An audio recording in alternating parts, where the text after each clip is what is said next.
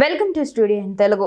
పల్నాడు జిల్లా మాచర్ల నియోజకవర్గంలో వైఎస్ఆర్సీపీ కార్యకర్తను టీడీపీ నాయకులు హత్య చేశారని సాక్షిలో ప్రచురితమైన వార్తపై ఆ జిల్లాలోని ఒక టీడీపీ అధ్యక్షుడి ఫిర్యాదు మేరకు సాక్షి ఎడిటర్తో పాటు 6 మంది రిపోర్టర్లపై అక్రమ కేసులు బనాయించినందుకు నిరసనగా మార్కాపురం ప్రెస్ క్లబ్ నుంచి సబ్ కలెక్టర్ కార్యాలయం వరకు ర్యాలీ నిర్వహించి అనంతరం సబ్ కలెక్టర్ త్రివినాగుకు వినతి పత్రం అందజేశారు. ఈ సందర్భంగా సీనియర్ పాత్రికేయులు పోయే మళ్లీ మాట్లాడుతూ పత్రికల్లో అన్ని రకాల వార్తలు వస్తుంటాయి, నచ్చకపోతే ఖండించవచ్చని, అలా కాకుండా పత్రికలను కూడా పార్టీలతో ముడిపెట్టి అక్రమ కేసులు బనాయించడం మంచి సాంప్రదాయం కాదని ఆయన ఖండించారు.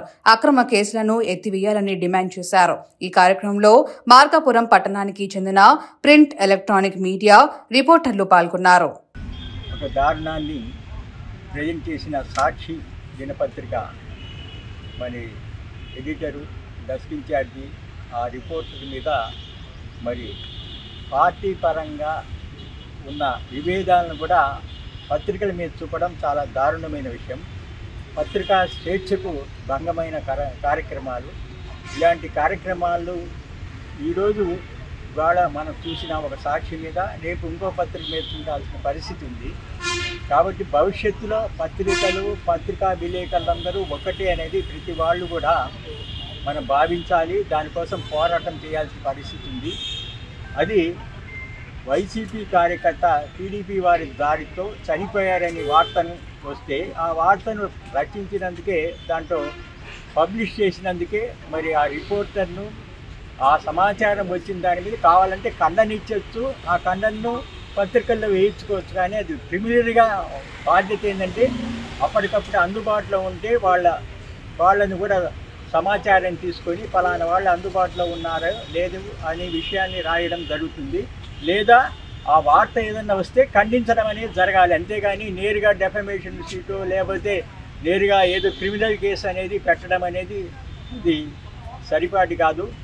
ఇలాంటి చర్యలు ఏర్పడితే భవిష్యత్తులో పత్రికా విలేకరిగా పనిచేయడానికి ఎవరు ముందుకు రారు. అంటే పత్రికలు నిలబడలేని పరిస్థితి ఏర్పడుతుంది. ఇది రాష్ట్ర వ్యాప్తంగా ఒక సాక్షి వాళ్ళు ఇవాళ జరిగితే రేపు ఇంకో పత్రిక మీద జరుగుతుంది. ఎందుకంటే ప్రిలిమినరీ రిపోర్ట్ని బట్టి మరి పాత్రికేయులు వాళ్ళ సమాచారాన్ని పత్రికలు పంపడం, అది పబ్లిష్ కావడం అనేది జరుగుతుంది. కానీ ఫండమెంటల్ రైట్ ఏంటంటే ముందుగా పత్రిక వారికి ఇది తప్పు ఒప్పు అనేది తెలియజేయాల్సిన అవసరం ఆ పార్టీ వారికి కానీ ఆ సంబంధిత బంధువులకు కానీ ఉంది. అలాంటిది మర్చిపోయి నేరుగా కేసులు పెట్టడం అనేది భావ్యం కాదు. భవిష్యత్తులో పత్రికా వ్యవస్థ ఈ ఆంధ్రప్రదేశ్లో లేకుండా చేయాలనే పరిస్థితి అయితే చాలా దారుణమైన పరిస్థితి ఉంటుంది.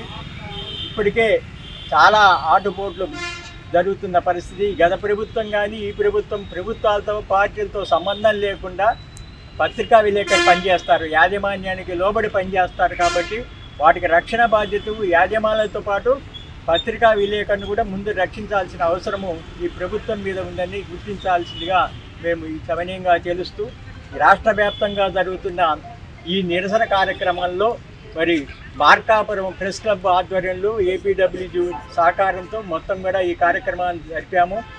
మరి ఇలాంటి నిరసనలు భవిష్యత్తులో ఇంకా ఎక్కడ జరగకుండా చూడాల్సిన బాధ్యత ప్రభుత్వం మీద ఉందని గమనించాల్సిందిగా కోరుతున్నాం.